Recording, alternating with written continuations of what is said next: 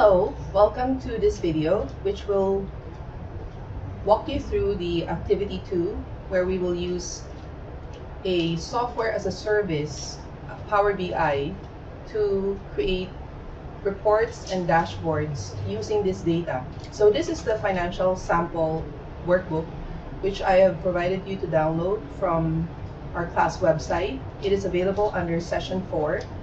And if you open this workbook in your desktop Excel or in your web-based Excel, you can just take a look at what the fields are.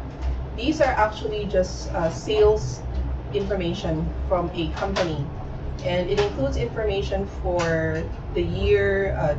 You can see here there's 2013, 2014, so it covers 2 years worth of sales data from this company.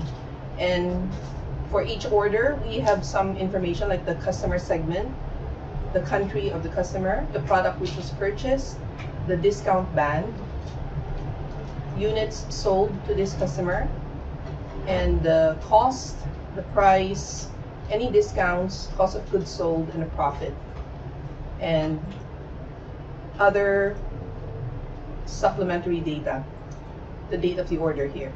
So once you've familiarized yourself with what is inside the financial sample workbook, now we're going to use Power BI, which is a business intelligence application.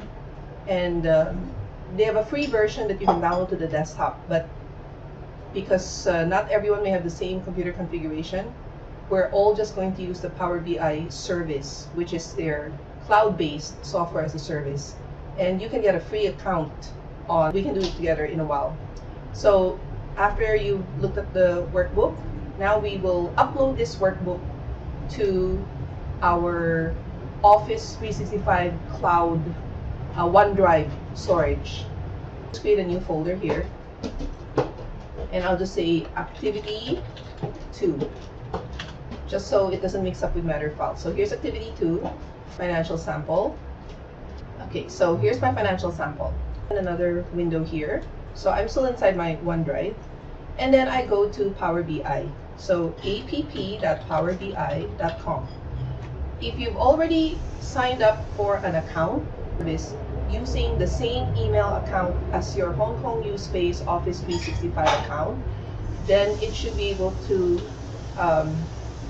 direct you directly to your account. So here, it logs me in directly, and this is my learner.huspace.hu.ha. If it's your first time, then it will ask you to sign up for the service. So you sign up for the service, but remember to use the same account as your Hong Kong Workspace email.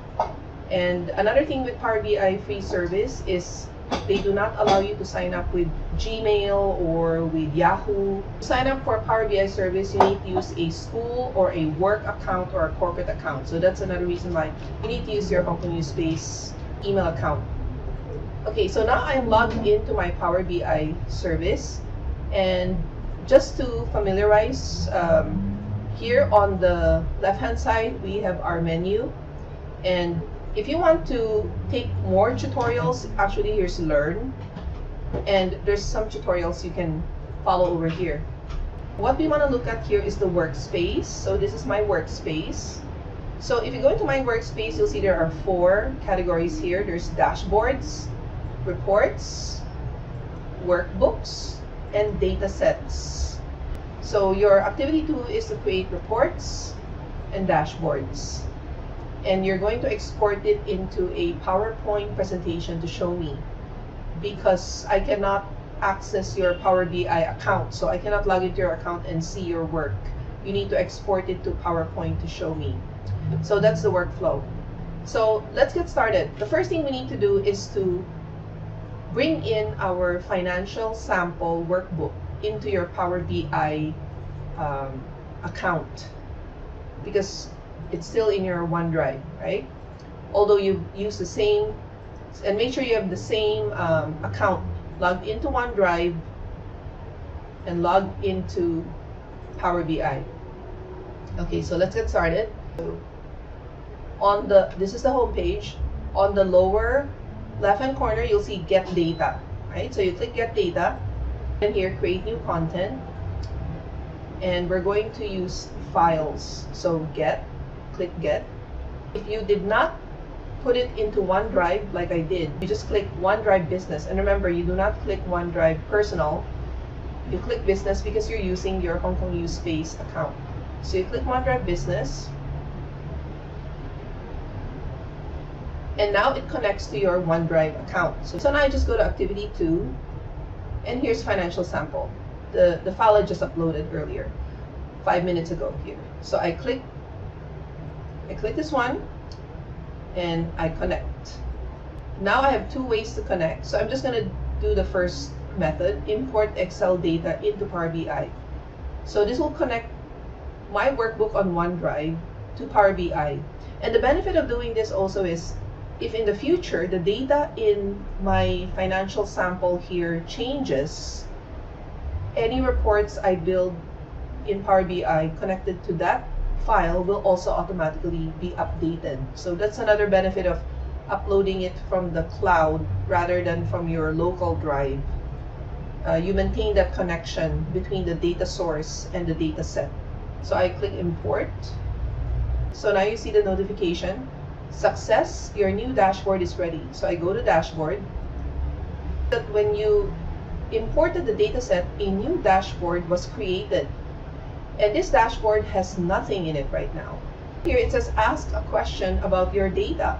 Some of the basic information we want to show is the total sales, the total COGS, which is cost of goods sold, total profit, and total units sold. So why don't we ask these questions and see how it replies? So let me put here. So when I click ask a question, it brings me to this other page. I say total sales. Already calculated my sales just by typing it over here, and that saves me a lot of time. If I did this in Excel, I would still need a pivot table, build a pivot table, or I would need to write a function to do this. Here there's something called pin the visual. Pin the visual means now I want to pin this information to my dashboard. So I click pin visual. Okay, so I want to pin it to a dashboard. Think of a dashboard as a way to combine the most important information that you want to show to a business user. So as a business user, the most important things I want to know is, how is our company doing? How much sales do we have? When we originally imported the data, it already created a dashboard for us, right? So that dashboard was empty. So we're just going to use the existing dashboard which was created, and that dashboard has the same name as our data set. So financial sample XLSX. So I'm going to put it there, existing dashboard, pin. Okay, so now it has been pinned to the dashboard. You see the notification here. And it's called a visualization because this is a visualization. It shows you the data in a visual format, although it's all text, but it's a visual format, and it's very clear. You can see right away how much sales you have. So now let's exit the Q&A, and this is our dashboard, right? So now you see it's pinned here. So the next thing we want to know is our total cost of goods sold, or the COGS, right? So now I click here, ask a question. So I go back here, and then I just say, cost of goods sold. Okay, now it didn't understand my B. I shouldn't do that. Maybe another one is total COGS. It might understand that. There, it understands total COGS.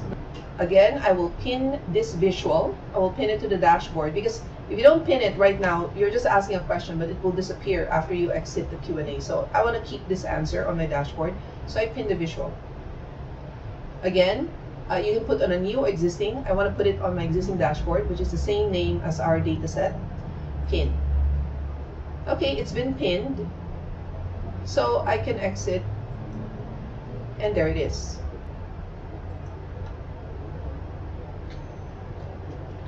I'll just type profit, see what happens. Okay, so it immediately calculated my profit, 16.89 million. So I pinned the visual. Pin. Okay, if you want, you can go to dashboard through this link too. Go to dashboard there.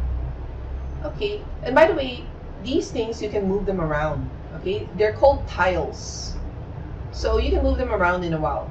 But if you like to keep them in a grid like that, you can do that, right? So anyway, that's just to show you that you can drag things around. So you can design the dashboard, organize it, whatever way you want.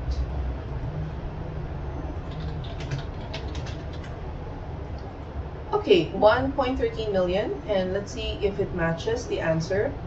Yeah, it does. So let's bring that in. So I pin the visual. Pin. Okay, so now here are my 4 visuals, or we call them tiles. Okay, just like mahjong tiles. You can see there's dots here, so you can actually comment on a tile. You can edit the details. You can delete it if you don't want it anymore. And you can view insights. So how about we click this view insights just to see what it is. So click view insights. So insights would be some additional information that it can find related to your sales. Okay, and you will see here it generates a number of charts already for you automatically.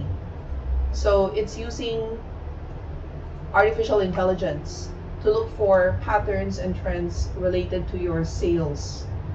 And if you want to keep any of these insights that it found for you automatically, like here, sales by segment, it found it already, and it even detected that government accounts for majority of sales in the month of October. If you are interested in any of these visuals, you can pin them to the dashboard as well. So you click pin, pin, okay, go to your dashboard, and it's pinned here already. So you can use natural language processing to ask questions and pin the results if you want to keep them to your dashboard. And you can even generate insights automatically. And let's see, we can enlarge this one here. Okay, enlarge it here. Okay, so I encourage you to play around with your dashboard. And by the way, you have this workspace now, right? So you go to my workspace. So your workspace is called financialsample.xlsx. Here you have your dashboard. This is the dashboard I just built. The data that you brought in from OneDrive is in datasets. Okay, you'll see financial sample. That's the data I just brought in. So if you want to see it again, you can click on it and it's there. Now, let's talk a bit about the phone view. So here there's a web view. So right now I'm looking at it from a web browser. Then you can go to the phone view. Okay, so we switch to the phone view. So we'll click continue. So this is what it will look like on the mobile phone. Because people can also view your dashboard through their smartphone. So you can see it arranged everything nicely into one column. So if there are some tiles that you don't want to show on the phone view, you can also unpin them. You can unpin the tiles. Okay, over here you can click here and you can hide it, so you don't want to show it. Here and go back to web view. Okay, so in the next part of this video, I'm going to show you how to create reports. So see you in the next video.